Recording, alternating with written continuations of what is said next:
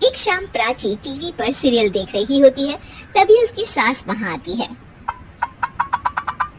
अरे सीरियल में तो ऐसे मग्न है जैसे आज रात का खाना पड़ोसी आकर बनाएंगे। मुझे पता ही नहीं था आपने अपने बेटे की शादी पड़ोस में भी की हुई है।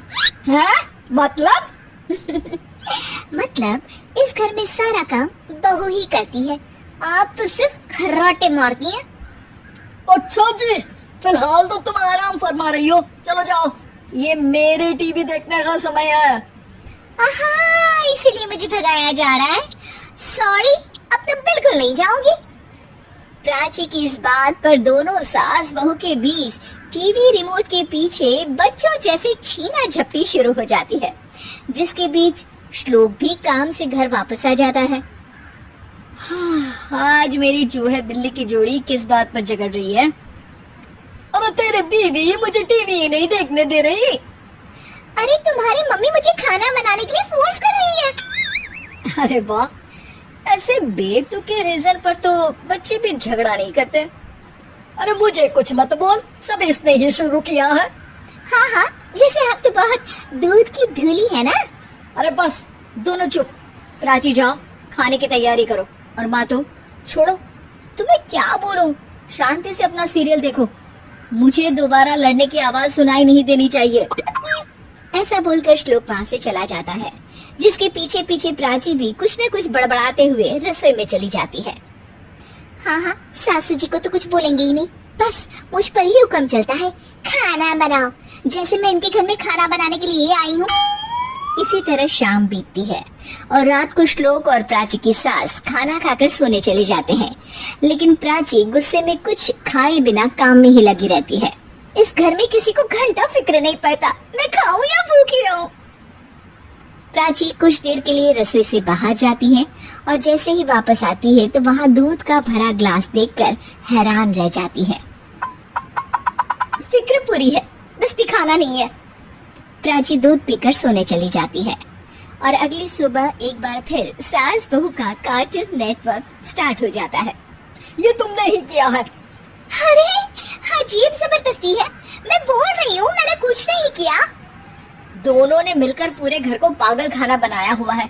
यहाँ कोई नॉर्मल इंसान तो रह ही नहीं सकता, इसीलिए अब पड़ोसी क्या रिश्तेदार भी घर आने से कतराते हैं। अरे सुन बेटे, तू भी चंगा, तेरी माँ भी चंगी, तेरी बीवी भी चंगी, रिश्तेदार। हाँ जी, आपको नहीं पता क्या, गंगाधर ही शक्तिमान है, रिश्तेदार ही। हाँ हाँ, बस समझ गया। कभी जानवरों जैसे लड़ेंगी तो कभी जुगलबंदी करेंगी। भाई मैं आप दोनों के बीच में नहीं फंसना चाहता। सास बहू की इस मनमौजी जोड़ी से परेशान होकर श्लोक अपना सिर खुजलाता वहाँ से चला जाता है।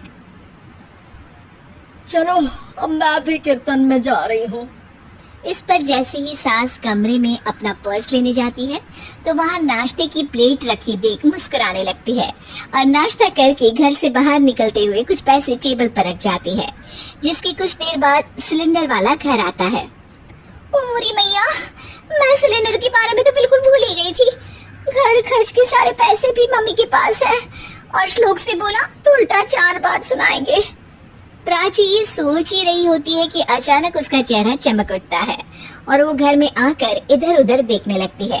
तभी उसकी नजर टेबल पर रखे पैसों पर पड़ती है, जिन्हें वो सिलेंडर वाले को दे देती है। ये सब श्लोक देख लेता है। अच्छा बेटे, इतना बड़ा घोटाला, सबके सामने मैं तेरी दुश्मन और पीठ पीछे तेरी मेरी यारी।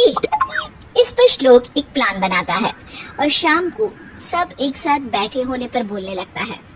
माँ, तुम दोनों की बहुत लड़ाई होती है, इसलिए मैं सोच रहा हूँ कि प्राची को उसके घर छोड़ाऊं, इससे वो भी खुश रहेगी और तुम भी। अचानक श्लोक की ये बात सुनकर सास बहू शौक से उसकी तरफ देखती है। अरे ऐसे कैसे घर छोड़ाओगे, मुझे कहीं नहीं जाना। अरे तुमने बोला नहीं पर मैंने सुन लिया, तुम्हें मम्मी के साथ रहना अच्छा नहीं लगता, मुझे पता है। अरे वो हरे, जब बहू खुद कुछ काम बोले तो वो तुझे सुनता नहीं, और अब जो इसने बोला ही नहीं वो तू समझ गया। जब उसे नहीं जाना तो फिर जबरदस्ती क्यों कर रहा है? अच्छा, फिर आपको मौसी के घर छोड़ाता हूँ, बस अब आप दोनों एक घर में एक छत के नीचे नहीं रह सकती। मैं इस टॉम एंड जेरी की जोड़ी को और नहीं झेल सकता। हैं? ऐसे कैसे नहीं रह सकते? तुम्हें इतनी दिक्कत है तो तुम्हारा बोरिया बिस्तर पैक कर देती हूँ, लेकिन मम्मी जी कहीं नहीं जाएंगी। बिल्कुल यही सुनना था मुझे। अगर दोनों में इतना ही प्यार है फिर हर वक्त ये लड़ाई का नाटक क्यों करती हो? देखा मैंने कैसे माँ किचन में दूध रखती है और तुम उनके लिए कमरे में नाश्ता रखती हो, और कैसे वो पहले ही तुम्हारी दिक्कत समझकर घर में पैसे रखकर बाहर जाती है। अरे भाई, इतना ड्रामा तो डेली सोप में भी नहीं होता जितना तुम दोनों ने इस घर में फैलाया हुआ है। तू हमें टॉम एंड जेरी बोलता है ना, तो याद कर वो दोनों भी एक दूसरे को बाहर वालों की बुरी नजर से बचाने के लिए हमेशा सबके सामने लड़ते थे, लेकिन अकेले में दिक्कत के समय मदद भी तो करते थे। बस हमारा रिश्ता भी कुछ ऐसा ही है। और वैसे भी अगर सास बहू में तू मैं नहीं होती तो दुनिया वालों को कहानियां कैसे मिलेंगी?